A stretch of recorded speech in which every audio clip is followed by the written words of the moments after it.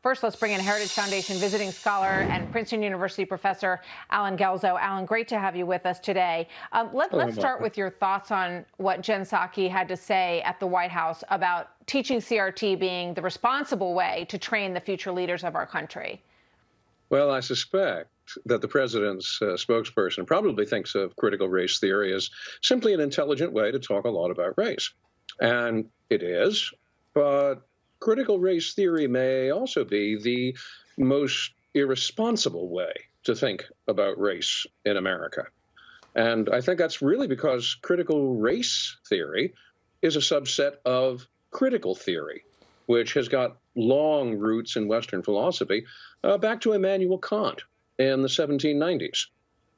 Kant lived at the end of a century known as the Enlightenment, the Age of Reason. But he feared that experience had shown that reason was inadequate to give shape to our lives. There had to be a way of knowing things that went beyond reason. And for him, that meant developing a theory of being critical of reason, hence critical theory. The problem was that critical theory got away.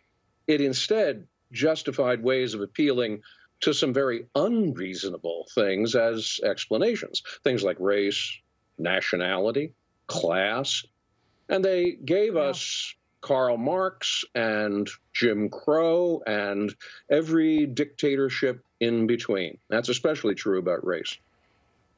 So I want to put something up on the screen. This is put out today by the American Medical Association as they as so many institutions are doing right now, try to come up with an equity paper or plan. I think it's about 90 pages long.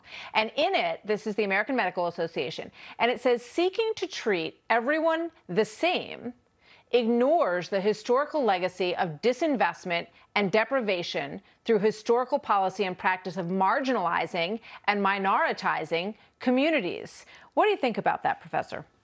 Well, I think it points in two dangerous directions. One is that the American founding was based upon equality, not equity. Those are two very different things. It was based, I think, in the largest sense, on reason itself, on natural law, on logical propositions like you find in the Declaration of Independence or the Gettysburg Address. The Constitution itself is a written, logical document built on rules of law and evidence and due process. There have been Americans who have resisted this. The American Confederacy, for instance, the Southern Confederacy, was built on a similar kind of critical race theory and equity. But then it was about giving equity to white Southern slaveholders who rejected the Declaration and the Constitution and who sneered at reason and law. The other thing is, modern tyrannies have been founded on glorifications of equity and will and power. And is this where we really want to go? Do we really want to go into these non-rational divisions of people based on race and language and ethnicity? Is that really the direction that we want to take the nation?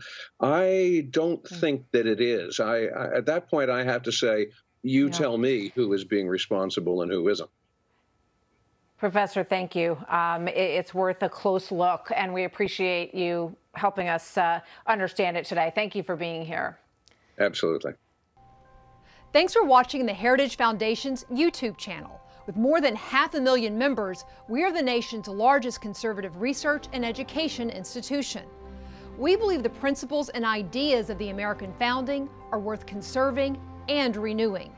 Please help us further our mission by subscribing to this channel and sharing our videos with your family and friends.